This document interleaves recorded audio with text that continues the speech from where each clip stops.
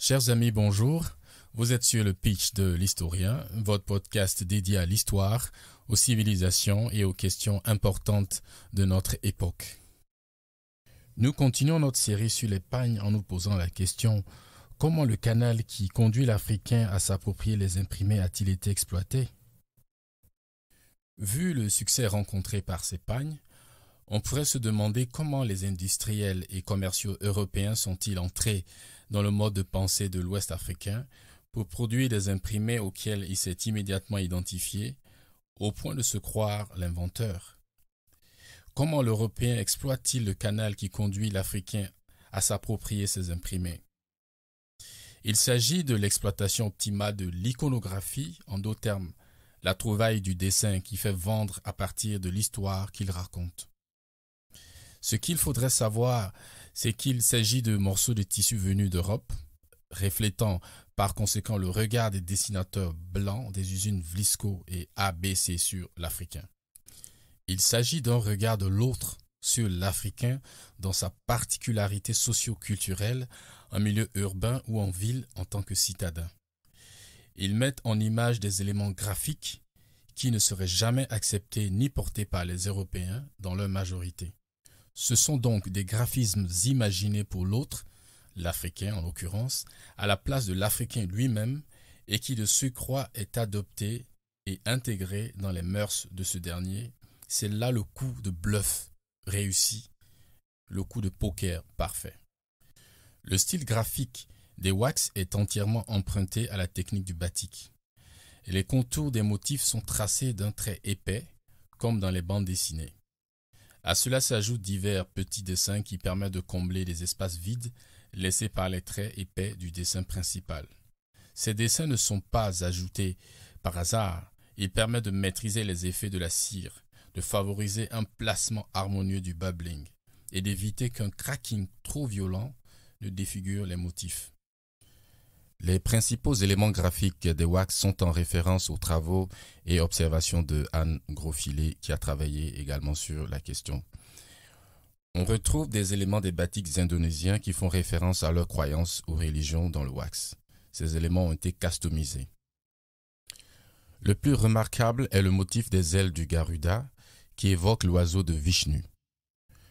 On retrouve ce motif sur plusieurs modèles de pagnes wax qui parfois ressemblent à des coquilles d'escargot. Ensuite, il y a les symboles des royaumes africains. Il s'agit surtout des attributs du pouvoir dont une bonne partie illustre les symboles des royaumes Kwa du Ghana. Chasse-mouche, tabouret royal, sceptre, parapluie de chef, symbole d'étoffe adinkra, kita, kente, etc. À ce motif s'ajoute celui de l'environnement naturel et ses composantes, flore, faune, etc. C'est un choix graphique couramment exploré.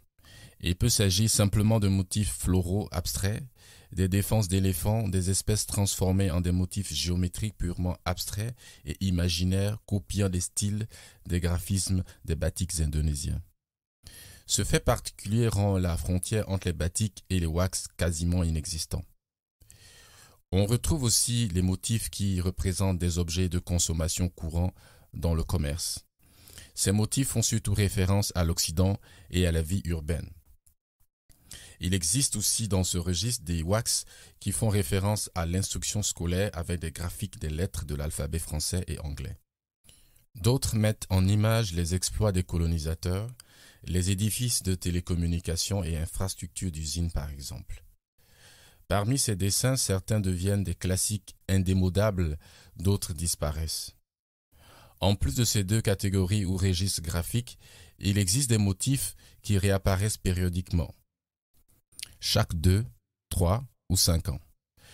Ce qu'il faut noter dans ces faits est que ces graphiques sont décidés par les Européens pour les Africains. Ce qui en d'autres termes signifie que les graphistes européens choisissent les motifs ou dessins qui correspondraient mieux aux cultures des Africains mieux que les Africains eux-mêmes. Même s'il faut rappeler que le wax a été introduit en Afrique dans un contexte colonial et que son port ait pu être rendu obligatoire ou contraint par des mécanismes d'incitation divers des colons. Après les indépendances, rien n'oblige les Africains à porter ce type d'étoffe. C'est en cela que le coup de bluff des industriels européens est remarquable. Le succès actuel du wax montre donc que les industriels européens parviennent véritablement à satisfaire leur clientèle uniquement africaine en leur proposant un produit purement commercial qui correspondrait à leurs aspirations socioculturelles. En plus, la perche a été tendue aux Africains en délocalisant la production de ces étoffes en Afrique de l'Ouest. Cette délocalisation peut par ailleurs se justifier par les campagnes de désindustrialisation qui parcourent l'Europe et qui les contraignent aussi à cette délocalisation sur des territoires plus réceptifs à la pollution des usines. Avec cette délocalisation de certaines parcelles non essentielles de la production de ces étoffes en Afrique, il est frappant de constater que les productions de wax par des usines typiquement africaines ne peuvent pas se démarquer des standards édictés par l'Européen. Ces usines produisent du wax qui n'est ni hollandais ni anglais. Ceci devrait être africain, mais non. Il s'agit de wax fait dans des usines délocalisées en Afrique, mais qui ne produisent pas de créations nouvelles autonomes africaines. Elles consacrent leur génie à imiter les wax hollandais et anglais. C'est donc un prolongement ou une continuité des usines de production de wax européens. Il s'agit d'une nouvelle étoffe qui intervient sur le marché pour renforcer le prestige du wax européen en y faisant référence. Plusieurs usines fabriquent les wax en Afrique de l'Ouest. Elles font partie des mêmes groupes que les producteurs européens de wax. Par exemple, UNTL, United Nigerian Textiles Limited, et Nisemtex au Nigeria et ATL au Ghana sont des filiales du groupe chinois SHA, auquel appartient aussi l'entreprise ABC de Manchester en Angleterre. En Côte d'Ivoire, il existe l'usine Uniwax créée en 1969 et au Ghana, GTP Ghana Textile Printing, fondée en 1970, qui sont rattachés à l'usine hollandaise Vlisco. Concrètement, cela signifie que l'usine Vlisco utilise ses maquettes de dessin de Hollande et les transfère ainsi qu'une partie de sa technologie dans ses filiales africaines. Cependant, il s'agit là d'un apport très contrôlé, dans la mesure où GTP et Uniwax ne peuvent pas reproduire tous les dessins de wax hollandais qu'ils désirent, et aussi parce que le transfert technologique n'a été que partiel. Les usines africaines ne bénéficient pas des dernières améliorations techniques et la plupart des États sont moins automatisés qu'à Helmond. D'un autre point de vue, il s'agit d'apporter sur le marché un produit de qualité qui participe à la bonne image des wax de l'usine hollandaise Vlisco, mais sans être un véritable concurrent. C'est toujours le wax venu d'Europe qui est l'étoffe de référence, celle que l'on désire acheter en priorité. Merci d'avoir suivi la 4e partie de notre série de podcasts dédiés au pagne. À bientôt.